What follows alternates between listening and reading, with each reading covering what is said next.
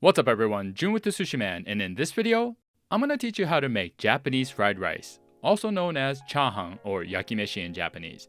I was making this the other day and thought, I should really do a video on this because it's such a convenient way to utilize leftover food. And of course, it's delicious. Not to mention, well balanced and great for kids. So without further ado, let's get right into it. But first, I just want to give a quick thanks to you. Whether you're new or returning to my channel, thank you for being here. Now, I want to ask you for a simple favor. If you're enjoying my content and you're finding it helpful, then please consider hitting that subscribe button. It really does make a difference and it allows me to continue making more creative and better content. So again, I really appreciate you all for being here. Now back to our video. So first, we're obviously going to need some rice.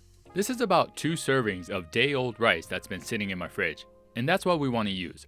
Rice dehydrates and hardens when it cools, allowing it to break apart a lot easier than when it's freshly cooked, which is perfect for making fried rice. This is Japanese short grain rice, by the way. Whenever we have rice left over, we wrap it in plastic like this and leave it in the fridge, so that we can easily heat it back up when we need it. But for today, we're just going to leave it like this. Next, we have some pork belly. I like to use a thick cut like this, but you're free to use whatever you prefer. Bacon is a great option as well, or you can swap it out with a different protein like chicken, shrimp, ham, spam. I mean, there's not much that you can't use as a protein in fried rice. Okay, and then we have a couple large eggs, about half a carrot, and some green onions as well. Now for the seasoning, we're going to need some salt, white pepper, garlic powder, chicken bouillon powder, which is basically a dry form of chicken stock, and soy sauce. And that's it for our ingredients. Now let's start prepping. First, let's break apart our rice. And this is what's so convenient about wrapping it in plastic like this. All we have to do is kind of squeeze this and massage it a bit so that the rice breaks apart inside the plastic. And then we just dump it into our bowl.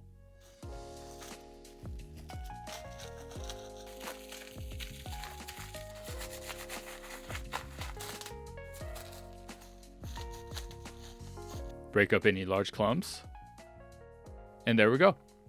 Okay, next we're going to chop up our vegetables, starting with the carrot. I like to cut this into small, thin pieces, and it could be a whole circle, half, or a quarter circle depending on how big the carrot is. The key is to try to make them roughly all the same size so that they cook evenly.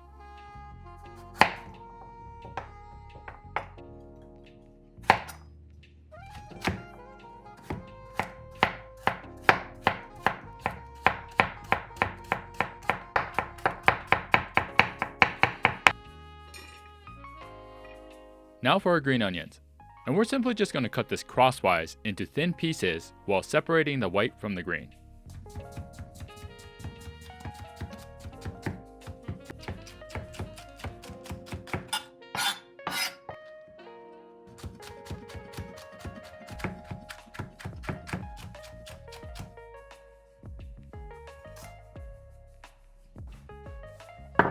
Next, onto our pork belly.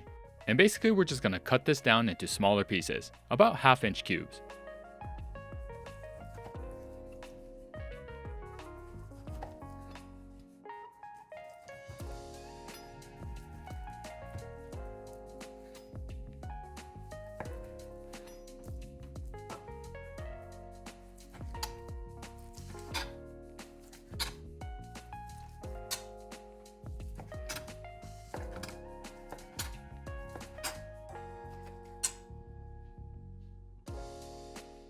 Lastly, we're going to crack open our eggs and beat them well.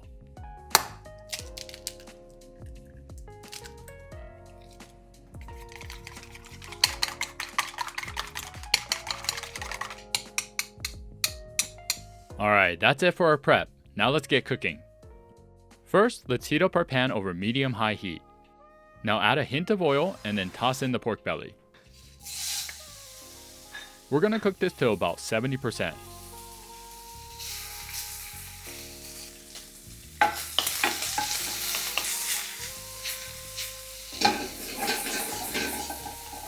And then add in the carrots and white parts of the green onion. Now cook it for a couple more minutes until everything is done.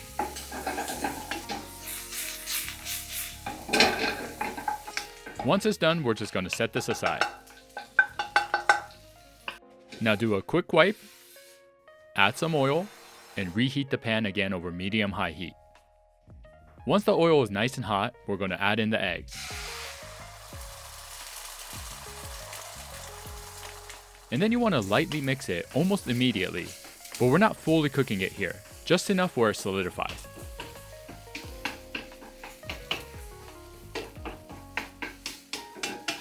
Now move it over to the side and add a little bit more oil to the pan. Now we're going to add in the rice and start mixing it with the egg. I like to kind of chop the egg into the rice here with my wooden spatula, so that it breaks everything apart while evenly distributing it.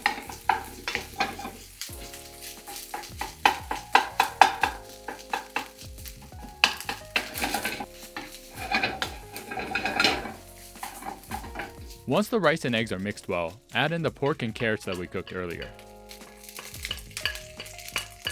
And then give it a nice good mix again.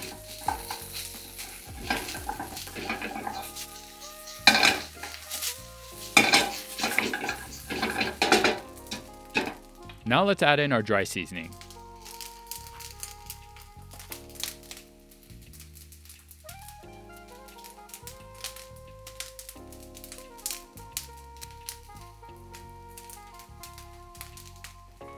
And then mix it all together again.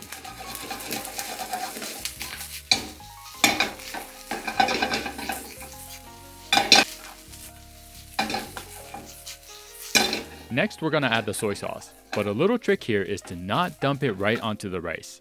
Create a little opening and pour the soy sauce directly onto the pan, so that it sizzles and caramelizes a bit, which gives it that nice smoky aroma.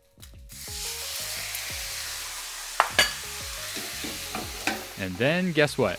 We mix it all up again.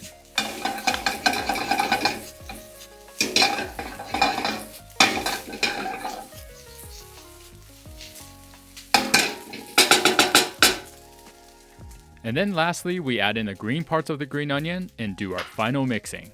Last time, I promise.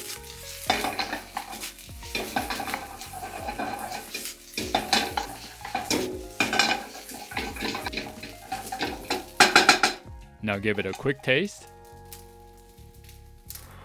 And that's it. Now let's go plate this. So you can simply just put this in a bowl and start digging in. But I'm going to make it into a cool dome shape, which is how it's traditionally served in Japan. And this is easily done by packing the rice into a bowl and then flipping it over onto a plate. Let me show you.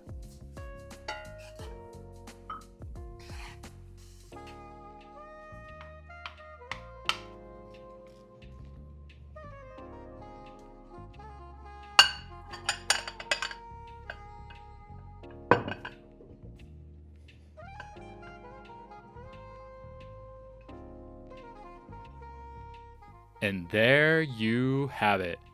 Authentic Japanese fried rice done in what, like 15 minutes? And like I mentioned before, the best part of this is the versatility. You can pretty much use whatever ingredients you want, which makes it the perfect way to utilize leftovers. I mean, I've used leftover steak, fried chicken, crab, salmon, scallops, and that's just the protein. You can easily swap or add other vegetables in here as well. Alright, that's about it for me. Hope you found this helpful, and let me know in the comments if you gave this recipe a try. And of course, feel free to ask any questions down there as well. Thanks for watching, and I'll see you on the next one. ありがとうございます。